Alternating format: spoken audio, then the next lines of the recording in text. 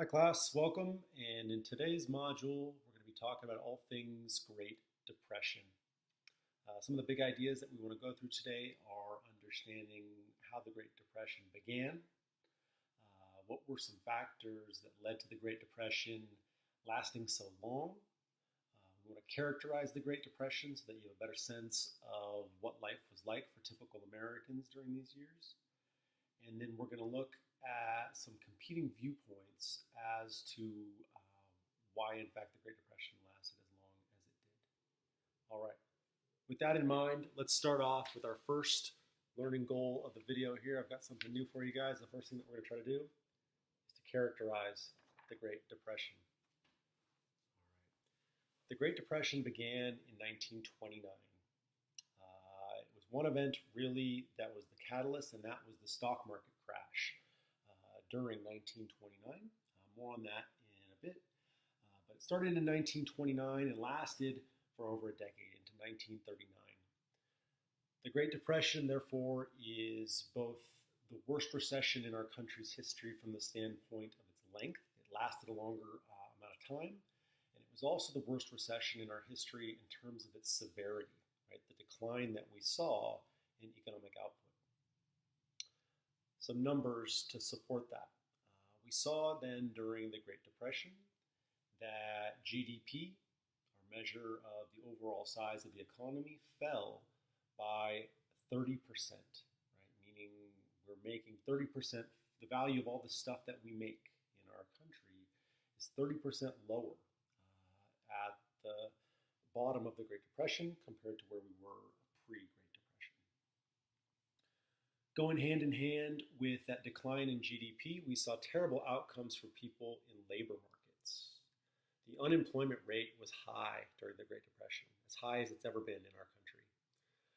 At its peak, unemployment in the United States reached 25%, which is an incredibly big number for unemployment. What that means is that 25%, not of the population, but 25% of the labor force, those people who are looking for work, could not find a job.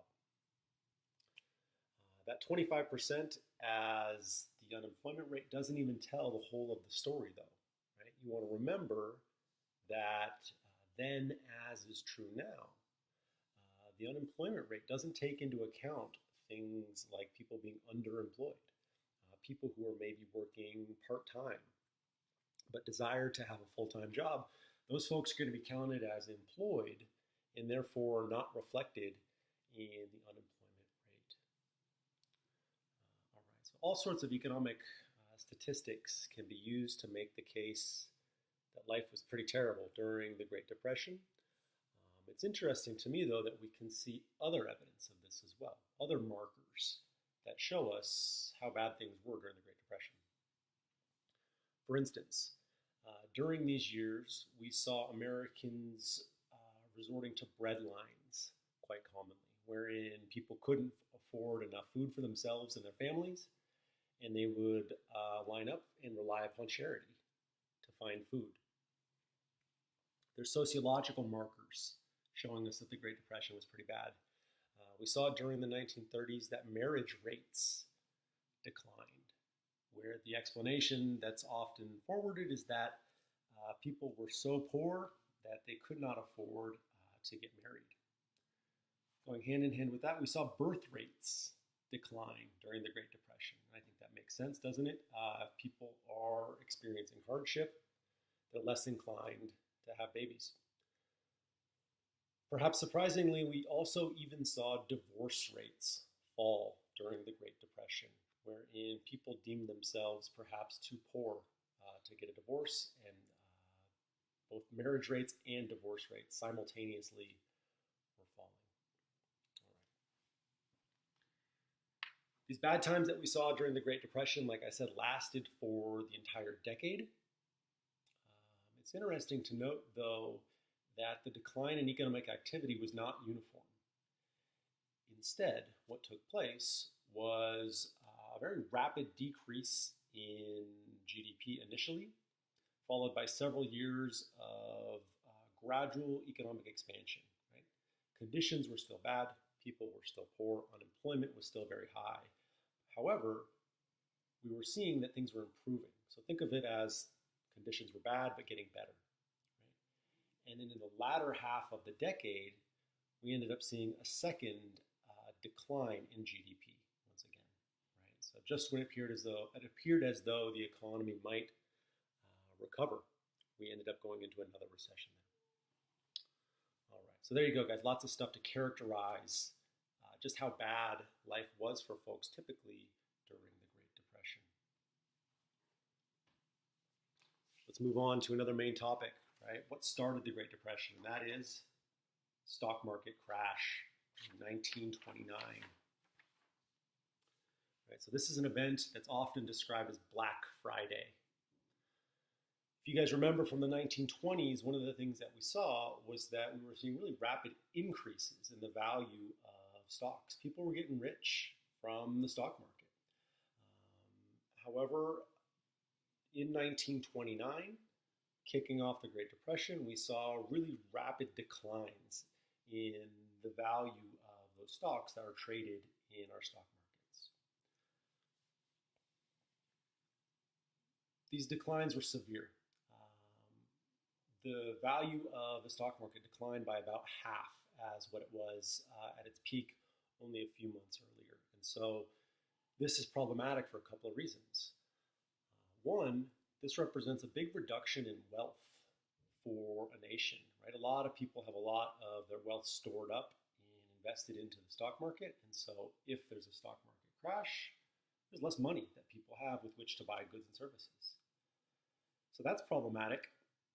But then on top of that, you're also seeing that as stock prices are declining, there's a reduction in consumer confidence. Right? So that means that people feel less optimistic about the state of the world and therefore are less inclined to take on new expenditures. Right? So it's these two things together, reductions in buying power as well as people feeling more pessimistic,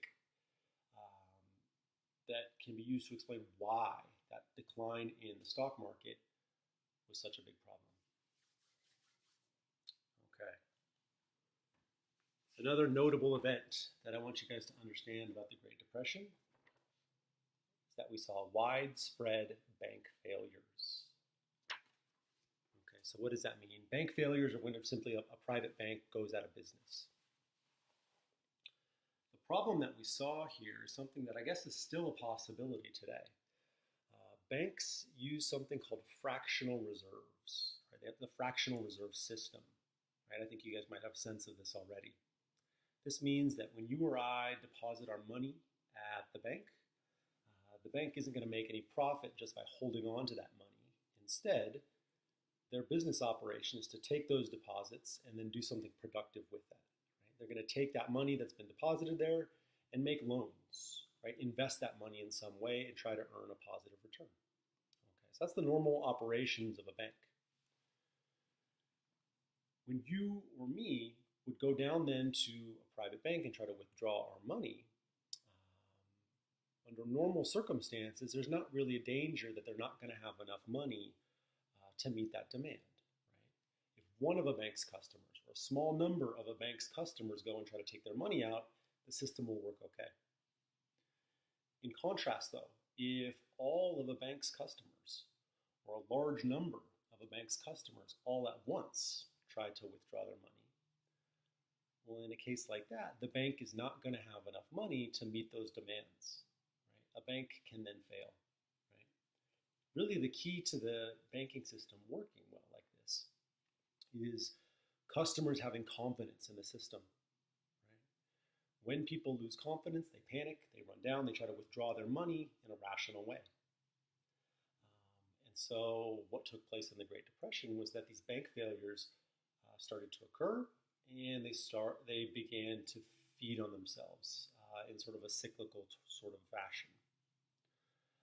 Lots and lots of banks, therefore, went bankrupt. Thousands, in fact. 5,000 banks during the Great Depression went out of business, and those 5,000 banks contained 7% of the nation's total deposits. So this was a widespread thing. The government at the time took the approach of letting these banks fail. Right? the idea was that a bank that's going under is probably in that position in part because of some bad choices that they've made. And so to not encourage bad management in the future, we let these banks fail.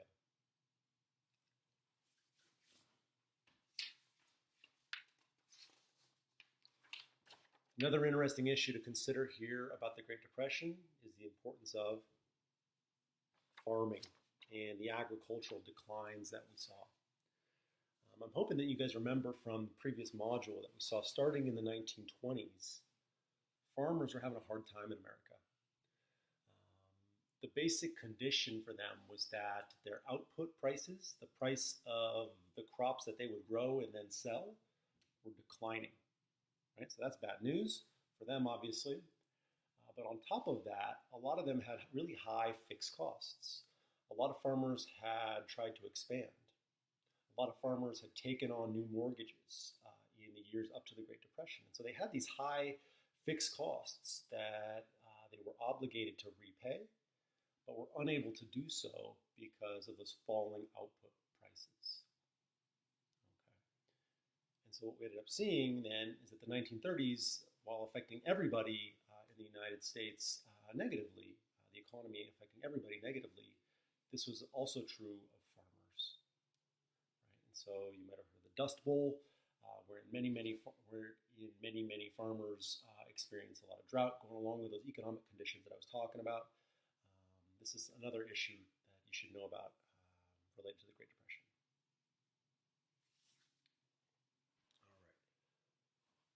Finally then, a lot of people are interested in knowing, why did the Great Depression last so long?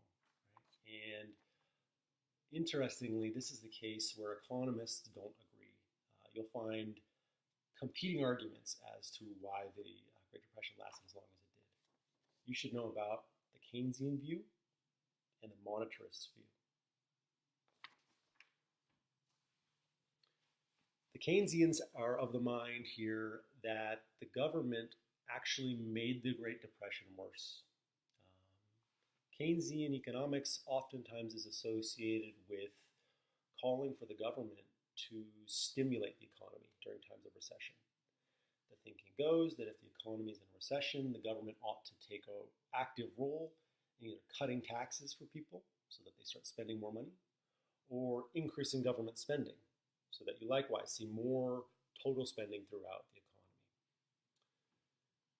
The Keynesian view of the Great Depression would say then that because the government did not run budget deficits that were sufficiently high, they didn't cut taxes enough, they didn't cut or increase government spending enough, it actually served to make the Great Depression worse than it would have been otherwise.